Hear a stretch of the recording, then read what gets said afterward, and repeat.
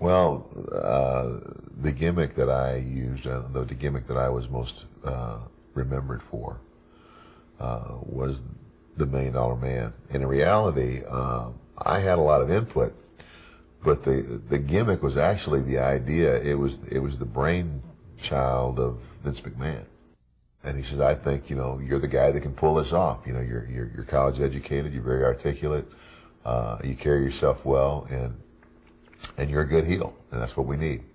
From a fan's point of view, in terms of highlight matches for the $1 Million Man, well, they would probably have to say, when I came onto the scene, WrestleMania 4, wrestling Macho Man Randy Savage, Hulk comes in the ring, hits me in the back of the chair, the Savage becomes a champion. When Mike Rotundo and I, who was wrestled as IRS, what a combination, right? The $1 Million Man and the IRS. Money Incorporated. When we wrestled as tag team champions, we opened the show at Wembley Stadium in front of 80,000 people against the Road Warriors. The not so glamorous life of wrestling is, life on the road. I wrote a book about it. Cheap hotels. 4 guys traveling in a car, not making enough money to eat at a decent restaurant, bologna blowouts. You go to the 7-Eleven, a loaf of bread and a couple of packs of lunch meat, and slap that stuff together, and down the road you go. And you check into a cheap hotel. One guy pays for the room, and you what we call heal the room, where you get 3 guys, in a room, 4 guys in a room, 2 double beds. Well, now you take the box spring and the mattress, you separate them, you got 2 box springs and 2 mattresses, and then you flip a coin to see who gets the box spring and who sleeps on the mattress. And we did that all the time. I'm in Japan with Andre the Giant. We're staying at a very nice hotel in Tokyo.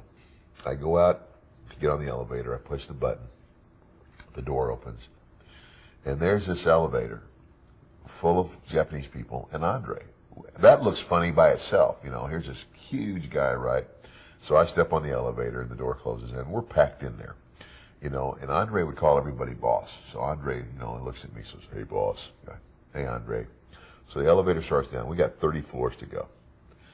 And all at once, Andre just reaches over and just taps me on the leg. It's kind of like, okay. And I looked up at him and he winked at me and I went, oh my gosh, what's he going to do? Well, Andre then proceeds to break wind. Loud and long. He's a giant. It's like, it was like it went on forever. But that's funny enough by itself. But then you look around and it's like this great big giant fart turns these Japanese people to stone, because all of a sudden they're like this. Every expression was blank, like just fear. They're not going to say anything to this huge man, and Andre's going, oh, oh, oh, oh. He's belly laughing. I was biting a hole through my life. I could not believe he did that. It's as physical as pro football. It's controlled, if you will, violence. People always ask me, what about those steel folded metal chairs? Those are real. You got to know how to swing that chair. And usually it's across the back with the flat of the chair, but you've seen guys get it right on top of the head and fold that chair over their head. Well, it's got to be the seat of that chair. You better have a good strong head and a good strong neck, or you could get seriously hurt. You don't hit somebody in the face. You always hit them on the crown of the head and the back of the head, the hardest part of the head. Those are things you learn. But you're still taking a look. I always tease. I go, well, I've been hit with a dozen chairs that never really affected me. Right. Everybody's got a price for the $1 Million Man. There's nobody that I can't buy. There's 3 things you never do. You don't tug on Superman's cape. You don't spit in the wind. And you don't write checks that you can't back up. And when you climb in the ring with the $1 Million Man, I stand real tall when I'm standing on my wallet. And when you climb in the ring with me, you just can't back that up. So remember, you will be bought. Trillionaire Ted was, well, basically they couldn't call me the $1 Million Man because it was copyrighted by the World Wrestling Federation. They could call me Ted DiBiase because that's my name. So actually it was Hulk Hogan who just, one night in the limo when we were doing that, he just said, hey, Trillionaire Ted, and it stuck. So obviously I'd gone from the millionaire to the trillionaire, and, it's just a play on words. Physical injuries, many.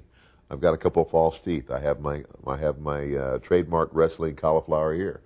I have had both of my knees operated on. I have no cartilage in my right knee. I am 48 years old, and I'm a candidate at some point for knee replacement. I hope with just one. This is the really bad one. But when I was 35 years old, I had my last knee surgery, and I was told at 35 I had the knees of a 65-year-old man because of constant pounding. And I wore knee pads every night. My hips are beginning to bother me, arthritis. 20 years of back drops, body slams, drop kicks.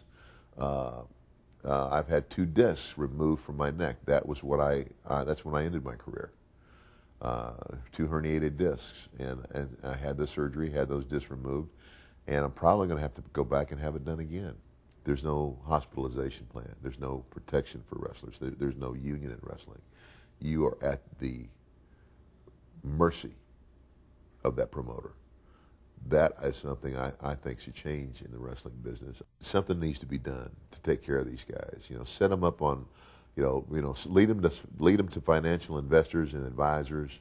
Put them on a pension plan, hospitalization plan, because they're making you a living.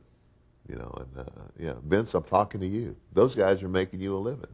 You've become a billionaire. Take care of your people. The one thing that's often been said about me is I was the one guy who created more world champions, or helped create more world champions, and never actually had the belt, but was promised the belt countless times. I was supposed to be the NWA champion, and it never happened. I went to the WWF, and originally the plans were for me to win the WWF title at WrestleMania 4, and again, it didn't happen, and a lot of that is politics. But I held many belts. I held the North American belt in the Mid-South for a number of times. WWF World Tag Team Champions with Mike Rotunda. International heavyweight title, again, over in Japan. Tag Team Champions with Stan Hansen in Japan. That was a big deal. But again, all those belts don't really mean anything. They, in terms of actual championships, they're not real awards.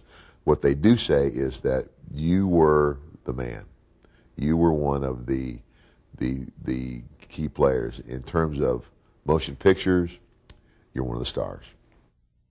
The ability to be a great worker in wrestling is to make it look real, but you're working.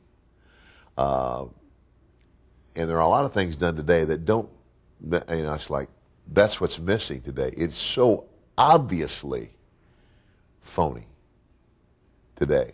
I guess people don't care. But again, I guess I'm an old timer, and that old, you don't have guys today that can get in the ring and entertain you for 30 or 40 minutes.